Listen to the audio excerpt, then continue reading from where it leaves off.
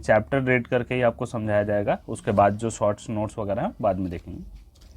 ठीक, so let's start the chapter. मुद्रा विनिमय का एक माध्यम है। कह रहे मुद्रा जो है विनिमय का मतलब लेन देन का एक माध्यम है। जैसा कि अगर आपके पास पैसा है तो किसी से भी कोई भी चीज़ आदान प्रदान कर सकते हैं। आपको जो चाहिए मतलब पैसा दे के खरीद सकते हैं, फिर वो आगे पैसा दे के अपने अपने ज़रूरत की चीज़ें खरीद सकते हैं। तो इसको समझते हैं चैप्टर को। मुद्रा का इस्तेमाल हमारे रोजाना के जीवन का एक बहुत बड़ा हिस्सा है। अपने चारों तरफ देखिए, आप किसी एक दिन में मुद्रा से जुड़े कई सौदों की पहचान कर सकते हैं। डेली सुबह से लेकर शाम तक। अगर सुबह ही हो जाती है तो बच्चे क्या करते हैं, सुबह उठते ही सबसे पहले उन्हें दूध, चाय, ब्रेड, मक्खन जो भी लाना होता है वहीं से उनका सुबह से ही सारा प्रोग्राम शुरू हो जाता है। तो पैसे दो, ये लाना है, वो लाना है, करना शुरू कर देते हैं। क्या आप इनकी एक सूची बना सकते हैं? बहुत से लेन देन में आप देखेंगे कि मुद्रा के जरिए वस्तु खरीदी और बेची जा रही है। कुछ लेन देन में मुद्रा के बदले सेवाएं प्रदान की जा रही हैं। जैसे कि अगर मुद्रा के बदले सेवा प्रदान करने से मतलब ये है, जैसे कि तुम्हें जॉब लग गई, गवर्नमेंट जॉब तुम्हारी लग गई, तो अब तुम्हें तनख्वाह मिल रही है महीने की और वहाँ पे जो तुम्हें काम करना है वो सर्विस दे रहे हो। जैसे नौकर वगैरह रख लिया तुमने, तो अब वो उसे पैसा दे रहे हो, वो तुम्हारे घर की गाड़ी चला रहा है, घर में वो झाड़ू पोछा करना हो गया, खाना बनाना हो गया, या फिर गार्डनिंग करना हो गया, ये सब तुम उसे पैसा दे रहे हो, वो अपना काम कर रहा है। लेकिन कुछ मामलों में हो सकता है कि लेन देन होते वक्त मुद्रा का कोई आदान प्रदान ना हो, केवल बाद में भुगतान करने का वादा हो। कह रहे कि कुछ कभी कभी हम लोग ले लेते हैं जिसे जो हम क्रेडिट पे ले लेते हैं, कहते हैं ना अपने क्रेडिट पे जाके हम ले लेते हैं। तो साख मतलब हो जाता है कि क्रेडिट। अब कहीं गए तुम किसी चीज को कह जाए, ठीक है अंकल कल ले लेना, पैसे आज नहीं है, काज कम है, ऐसा करके ले सकते हो ना, तो वो क्रेडिट हो जाता है तुम्हारा। तो वो एक तरह से उधार, साख मतलब उधार, क्रेडिट उसी पे चलता है। तो वो बाद में हम भुगतान करते हैं, तो उसको हम क्या कहते हैं, साख या क्रेडिट कहते हैं, उधार। क्या आपने कभी सोचा है कि खरीदारी मुद्रा के जरिए क्यों होती है?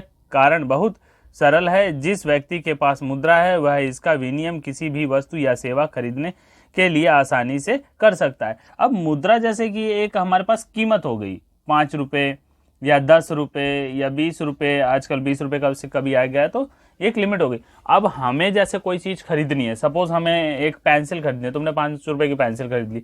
अब तुमने जिससे पेंसिल खरीदी उसे पेंसिल खरीदने की जरूरत नहीं है, ऑलरेडी उसके पास स्टॉक है।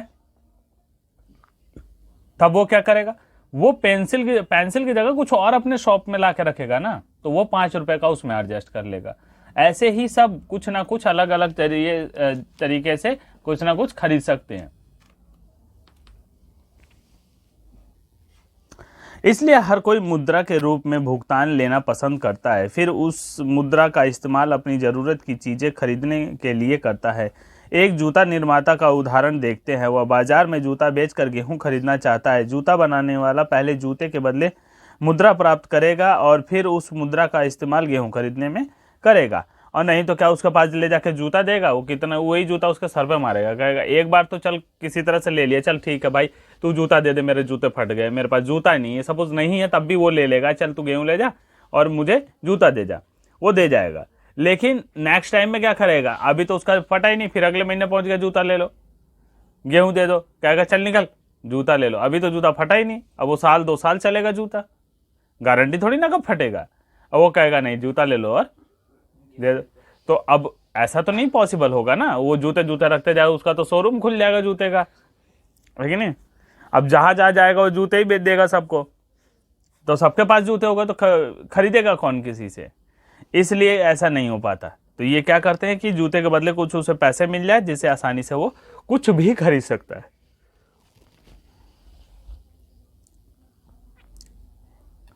जरा सोचिए कि जूता निर्माता यदि बिना मुद्रा का इस्तेमाल करते हुए जूते का सीधे गेहूं से विनिमय करता है तो उसे कितनी कठिनाई होती है। जैसा बताया अभी, उसे गेहूं उगाने वाले ऐसे किसान को खोजना पड़ता जो ना केवल गेहूं बेचना चाहता हो बल्कि साथ में जूते भी खरीदना चाहता हो। अब जिसकी ज़रूरत होगी तभी तो, अब जैसे यहाँ दिया है मुझे जूते नहीं चाहिए, मुझे कपड़े चाहिए। अब वो गेहूं बेच रहा, कह रहा है तुम जाओ, मैं तुम्हें नहीं दूंगा गेहूं, मुझे कपड़े वाला चाहिए। दर्जी आएगा, वो देके जाएगा तो मैं उसे गेहूं बेचूंगा। तो ऐसे ना उसे कपड़े मिलने वाले, ना जूते मिलने वाले, और ना ही उन्हें गेहूं मिलने वाला। अर्थात अब दर्जी अगर है तो वो कपड़ा इसे क्यों देगा, किसी और, उसको कोई और जरूरत होगी उसको कपड़ा दे देगा ले जाके। आपके गेहूं के लिए मैं आपको जूते दे दूंगा। अब ये कह रहा है आपके लिए गेहूं के लिए मैं जूते दे दूंगा, तो क्यों लेगा वो, उसे और जरूरत है ना। सबकी जरूरतें अलग अलग होती है समय के अनुसार। अर्थात दोनों पक्ष एक दूसरे से चीजें खरीदने और बेचने पर सहमति रखते हों, इस आवश्यकता का दोहरा संयोग कहा। इसी आवश्यकता की जरूरत होती है, इसको हम दोहरा संयोग कहते हैं या कहा जाता है। एक व्यक्ति जो वस्तु बेचने की इच्छा रखता है, वही वस्तु दूसरा व्यक्ति खरीदने की भी इच्छा रखता हो। वस्तु विनिमय प्रणाली में जहां मुद्रा का उपयोग किए बिना वस्तु का विनिमय होता हो, वहां आवश्यकताओं का दोहरा संयोग होना अनिवार्य विशिष्टता है। जैसे कि अब उसे भी जरूरत है और उसे भी, दोनों को जिस चीज की जरूरत है, तो ये क्या होगा, अब वो दोनों की जरूरत पूरी हो गई ना,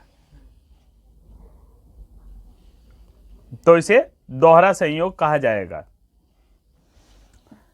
इसकी तुलना में ऐसी अर्थव्यवस्था जहां मुद्रा का प्रयोग होता है, मुद्रा महत्वपूर्ण मध्यवर्ती भूमिका प्रदान करके आवश्यकताओं के दोहरे संयोग की जरूरत को खत्म कर देती है। फिर जूता निर्माता के लिए जरूरी नहीं रह जाता कि वो ऐसे किसान को ढूंढे जो न केवल उसके जूते खरीदे बल्कि साथ साथ उसको गेहूं भी बेचे। उसे केवल अपने जूते के लिए खरीदार ढूंढना है। एक बार उसने जूते मुद्रा में बदल लिए तो वह बाजार में गेहूं या अन्य कोई वस्तु खरीद सकता है। चूंकि मुद्रा विनिमय प्रक्रिया के मध्यस्थ का काम करती है। मुद्रा जो है विनिमय जो प्रक्रिया है उसके बीच क्या करती है, मीडिएटर का काम करती है। इसे विनिमय का माध्यम कहा जाता है। अब जैसे उसके पास पैसे आ गए तो पैसे से वो कुछ भी खरीद सकता है, ठीक। तो ये विनिमय का एक माध्यम बन गया। अगली हेडिंग है हमारी मुद्रा के आधुनिक रूप। हमने देखा कि मुद्रा ऐसी चीज है जो लेन देन में विनिमय का माध्यम बन सकती है। सिक्कों के चलन से पहले तरह तरह की चीजें मुद्रा के रूप में इस्तेमाल की जाती थी। उदाहरण के लिए बहुत प्रारंभिक काल से ही भारतीय अनाज पशु का मुद्रा के रूप में इस्तेमाल करते थे। इसके बाद सोना, चांदी, तांबे जैसी धातुओं के सिक्कों का चलन हुआ, जिसका चलन पिछले सदी तक था। पिछले सदी तक मतलब पीछे लास्ट, ठीक है ना, 100 साल पहले तक। 1900 में भी ये था, क्योंकि तब भारत लगभग गुलामी था। अभी भारत को आज़ादी मिले 100 साल भी नहीं हुए,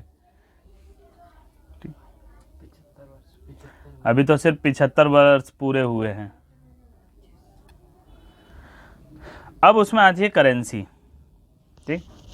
तो इससे पहले जो लोग करते थे ना, जो मतलब गांव के जो लोग हुआ करते थे, वो देहात में, गांव में, उनके पास अगर देखा होगा तुमने तो पैसे नहीं हुआ करते थे। वो थोड़ा सा टोकरी में गेहूं, धान हो गया या जौ हो गया या चावल ऐसे ले जाते थे और वो दुकान पे दे दिया करते थे। दुकान वाला उसे तौल के उसके हिसाब से अपना एक अनुमान लगा लेता था, आपके इतने रुपए बनेंगे, और उसी हिसाब से उतने रुपए का वो उन्हें सामान दे दिया करता था। गांव में उनके पास धान, चावल, गेहूं हुआ करता था, वही ले जाके वो सामान, साबुन, तेल, जो भी उन्हें खरीदना होता था, एक टोकरी में लेके गए और ले लिया करते थे। अब क्या है कि अब ये चलन खत्म हो चुका है। अब सबके पास लगभग थोड़ा थोड़ा सब कमाने लगे हैं, पैसा आने लगा, तो अब सब कर सकते हैं। उसके बाद आती है करेंसी। मुद्रा के आधुनिक रूप में करेंसी, कागज के नोट और सिक्के शामिल हैं। करेंसी में कागज के नोट और सिक्के शामिल हैं, वे चीजें जो पहले मुद्रा के रूप में प्रयोग की जाती थी। इसके विपरीत आधुनिक मुद्रा बहुमूल्य धातुओं जैसे सोना, चांदी और तांबे के बने सिक्कों से नहीं बनी है। पहले के सिक्के जो होते थे वो सोने, चांदी, तांबे के होते थे। अब होगा तो वो आगे बढ़ेगा ही नहीं। सोने चांदी के अगर सिक्के बन गए तो वो कोई देगा ही नहीं, खरीदेगा ही नहीं सामान, वो अपने पास ही रखेगा बहुत ज्यादा वो करने के बाद। और इसीलिए क्या है कि आज वो सब पेपर और स्टील वगैरह के लोहे के बनते हैं सिक्के, तो उसी से आगे वो करते हैं लेन देन। अनाज और पशुओं की तरह वे रोजमर्रा की चीजें भी नहीं हैं। आधुनिक मुद्रा इस प्रकार का अपना कोई इस्तेमाल नहीं है। आधुनिक मुद्रा का इस प्रकार का अपना कोई प्रयोग नहीं है। फिर इसे विनिमय का माध्यम क्यों स्वीकार किया जाता है? इसे विनिमय का माध्यम इसलिए स्वीकार किया जाता है क्योंकि किसी देश की सरकार इसे प्राधिकृत करती है, रजिस्टर्ड करती है, सर्टिफाइड कर देती है। किसी भी प्रदेश की सरकार जो है कि इसको मान्यता दे देती है और ये चलन में हो जाती है। भारत में भारतीय रिजर्व बैंक केंद्रीय सरकार की तरफ से करेंसी नोट जारी करता है। तो इतना याद रखना कि रिजर्व बैंक ऑफ इंडिया जो है ये नोट जारी करता है। भारतीय कानून के अनुसार किसी व्यक्ति या संस्था को मुद्रा जारी करने की इजाज़त नहीं है। कानून कहता है कि कोई व्यक्ति या कोई संस्था, ऑर्गेनाइजेशन इसे इजाज़त नहीं दे सकती या कोई पारित नहीं कर सकती या कोई जारी नहीं कर सकती। इसके अलावा कानून विनिमय के माध्यम के रूप में रुपए का इस्तेमाल करने की वैधता प्रदान करता है, जिसे भारत में सौदों से अदायगी के लिए माना जाता है कि मना नहीं किया जा सकता। हालांकि खरीदारी करने के लिए इसका उपयोग किया जाता है, लेकिन अगर कोई लेन देन के लिए मना कर रहा है तो ऐसा नहीं किया जा सकता। भारत में कोई व्यक्ति कानूनी तौर पर रुपयों में अदायगी को अस्वीकार नहीं कर सकता, इसलिए रुपया व्यापक स्तर पर विनिमय का माध्यम स्वीकार किया गया है। अब रुपया है तो तुम कुछ भी खरीद सकते हो। देख, पैसा अगर किसी को मिल रहा है तो कोई मना थोड़ी ना करेगा। अब उसकी एक कीमत बढ़ गई, रुपया हो गया। अगली हेडिंग आती है तुम्हारी बैंक में निक्षेप। लोग मुद्रा बैंकों में निक्षेप के रूप में भी रखते हैं, सेविंग। किसी समय पर लोगों को रोजमर्रा की आवश्यकता के लिए कुछ ही करेंसी की जरूरत होती है। उदाहरण के लिए हर महीने के आखिर में वेतन वाले मजदूरों के अतिरिक्त नकद होता है। जो मजदूर होते हैं उनके अलावा नकद भी होते हैं। लोग इस अतिरिक्त नकद का क्या करते हैं? अब जैसे एक्स्ट्रा पैसा जो सेविंग बच गया तो वो क्या करेंगे? फिर उसका तो कोई यूज नहीं, फिर अगले महीने उन्हें मिल जाना है। तो इसलिए वे इसे बैंकों में अपने नाम के खाते खोलकर जमा कर देते हैं। बैंकों में ये जमा स्वीकार करते हैं और इस पर सूद भी देते हैं। अब जैसे तुमने अगर पैसा दिया तो उसमें कई अकाउंट होते हैं। सेविंग अकाउंट अगर तुमने है तो ज़्यादातर लोगों का सेविंग अकाउंट ही होता है, ठीक है, लेकिन लोग बोलते हैं चालू खाता। बता रहा हूँ 90% लोगों को ये नहीं पता कि उनका चालू खाता है ही नहीं। 90% लोगों को नहीं मालूम है लगभग, जिनके सेविंग अकाउंट्स हैं, और वो कहते हैं हमारा चालू खाता है। चालू खाता बड़े बिजनेसमैन का होता है, करंट अकाउंट, और उस पर ब्याज मिलता नहीं है, उस पर ब्याज देना पड़ता है। जो बिजनेसमैन होते हैं वो एक दिन में करोड़ों का ट्रांजैक्शन कर सकते हैं, करंट अकाउंट वाले, उनको नहीं। लेकिन तुम एक दिन में अगर 1 लाख का कर दिए ना तो तुम्हें ये लाओ वो लाओ सारा चीज़ तुम्हें प्रूफ देना पड़ता है, वेरीफाइड कराना पड़ता है, लेकिन उन्हें नहीं। और तुम्हारा जो पैसा अकाउंट में वहाँ रहेगा वो 10 तारीख तक उस पर ब्याज लग जाता है, ब्याज मिलके बढ़ जाता है। जैसे कभी देखा होगा 2 रुपये 4 रुपये करके बढ़ता रहता है, तो वो तुम्हारे अकाउंट में बढ़ता रहता है, वो सेविंग अकाउंट में होता है, ठीक है। लेकिन करंट अकाउंट वाले जो होते हैं उसमें ऐसा नहीं होता। वो खुद पैसा देते हैं कि हमारा पैसा आप देख रेख करो, हाँ, क्योंकि उन्हें कब जरूरत पड़ जाए, 12 बजे रात को तुरंत स्विप किया और पैसा ट्रांजैक्शन। नेट बैंकिंग हो गया और सारी बैंकिंगों से वो ऑनलाइन ट्रांजैक्शन कर लेते हैं। तो बैंक उनका पैसा खर्च नहीं करते ना? नहीं, वो यूज करते हैं, लेकिन उनके तुम्हारा पैसा कौन सा बैंक रख के नोट से रही होती है? मतलब नहीं, उनको उस टाइम जरूरत पड़े। हाँ, जैसे अब तुमने मेरे पास पैसे दे दिया, 10 लोगों ने पैसा मेरे पास दे दिया, ठीक है ना। अब तुम्हें कब जरूरत है? ठीक, 2 दिन बाद। इन्हें 10 दिन बाद जरूरत है, तो पहले तुम ले लो। 3 दिन में तुम दे दोगे, नहीं दोगे तो और ला के दे ही रहे हैं। बस तुम्हारे अकाउंट में लिख दिया कि इतना रुपए तुम्हारे पे क्या बैलेंस हो गया और इतना रुपए तुम्हारे पे कर्जा है, ठीक है ना। और बाकी सबके अकाउंट में सेव है कि इतना हमें तुम्हें देना है, इतना ही है, तुम्हें इससे ज़्यादा नहीं ले सकते। तो वो सबका पैसा है, वो अपने काम में है। अब ये इनका पैसा कोई काम में नहीं, हमें तीसरे को दे दिया, उस पर ब्याज हमें मिल रहा है, और जब तुम्हें जरूरत है उसको लेके दे देंगे, बाकी ब्याज तो उधर से आ ही रहा है ना, तो वो ब्याज में से भी शेयर देते हैं तुम्हें थोड़ा थोड़ा, बट चालू खाते में नहीं मिलता। इस तरह लोगों का धन बैंकों के पास सुरक्षित रहता है और इसी पर सूद भी मिलता है। लोगों को अपनी आवश्यकता के अनुसार इसमें से धन निकालने की सुविधा भी उपलब्ध होती है। जैसे बीच में अगर तुमने 10,000 जमा कर रखा है, 1,000 निकालिया, 2,000 निकालिया, तुम निकाल सकते हो, उसमें कोई बैंक नहीं कहेगा नहीं अभी मेरे पास पैसे नहीं है। ऐसा कुछ नहीं कि तुमने जैसे किसी को 10,000 दिए और उसे मांगने जा रहे हो तो वो कहेगा अभी नहीं, अगले महीने लेना। बैंक नहीं कह सकता, तुम जब एंट्री करोगे तुरंत मिल जाएगा। क्योंकि बैंक खातों में जमा धन को मांग के जरिए निकाला जा सकता है, इसलिए इससे इस जमा को मांग जमा कहा जाता है, जैसे कि डिमांड। ठीक, अब तुम इसको कभी भी तुम्हें जरूरत पड़ी तुम डिमांड करके उसको ले सकते हो। ठीक, सेविंग अकाउंट जैसे तुम्हारा, करंट वालों का तो रात दिन का नहीं पता। उसके बाद होता है फिक्स अकाउंट, जैसे 10 साल के लिए कर दिया तुमने पैसा फिक्स। आरडी होती है, एफडी होती है, आरडी होती है, ये सारा कुछ भी कर लिया, जमा हो जाता। देखो, मांग जमा एक अन्य दिलचस्प सुविधा देता है, जैसे तुमने डिमांड किया तुरंत उसे मिल जाता है। यह सुविधा इसे मुद्रा का विनिमय का माध्यम और महत्वपूर्ण लक्षण प्रदान करती है। आपने नगद की बजाय चेक से भुगतान के बारे में सुना होगा। ज्यादातर बैंकों में अब क्या करते हैं कि कैश निकालने जाते तो कहते चेक फिल करके दो, ठीक है ना। और बहुत जगह क्या करते हैं, कैश ना लेके, कैश में रिस्क होता है, चेक में अगर कोई हुआ चेक फाड़ के फेंक दिया, तुरंत कहानी खत्म, पैसा सेव का सेव पड़ा हुआ है अकाउंट में।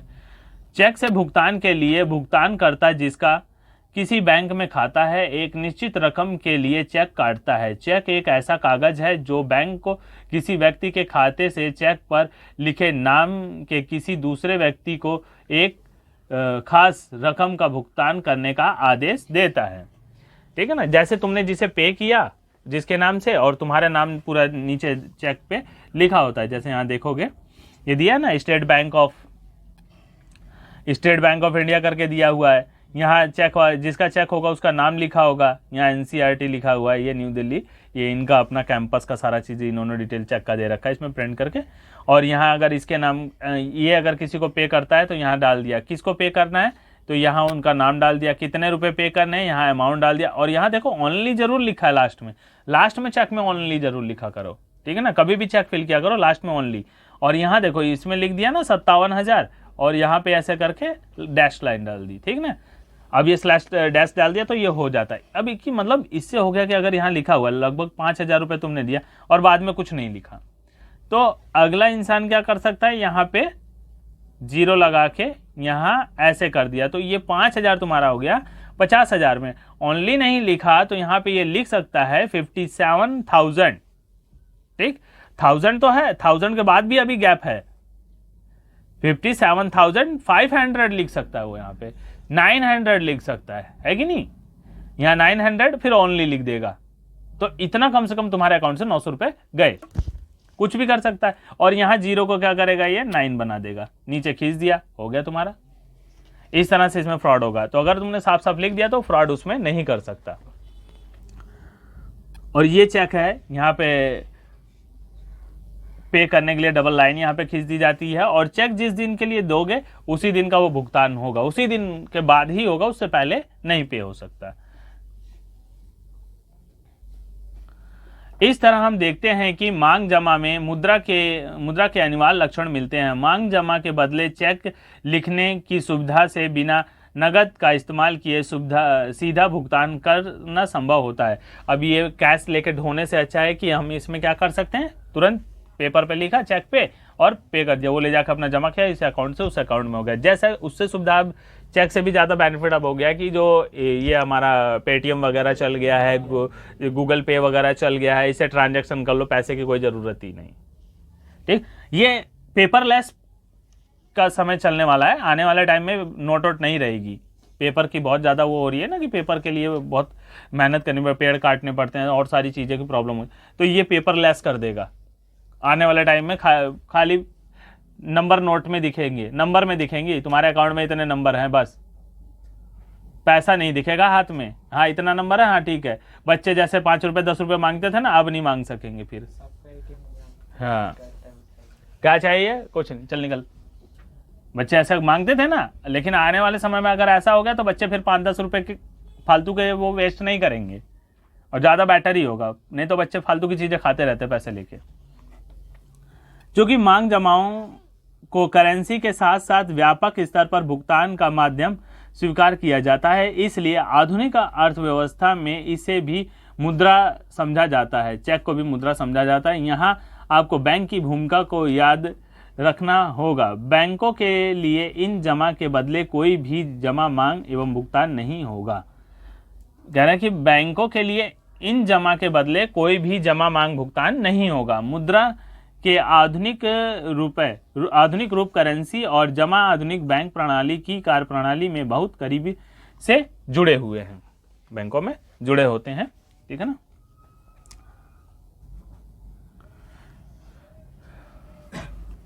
ओके, फिर मिलते हैं नेक्स्ट वीडियो में, यहाँ से सेकंड पार्ट वीडियो में। यहाँ तक हमने पढ़ लिया, अब जो इसमें मिलेंगे वो, हाँ, मिलते हैं फिर नेक्स्ट वीडियो में बैंक की ऋण संबंधी गतिविधियों से। इस हेडिंग से हम आगे पढ़ेंगे नेक्स्ट पार्ट में, सेकंड पार्ट में पढ़ते हैं। Okay, bye students.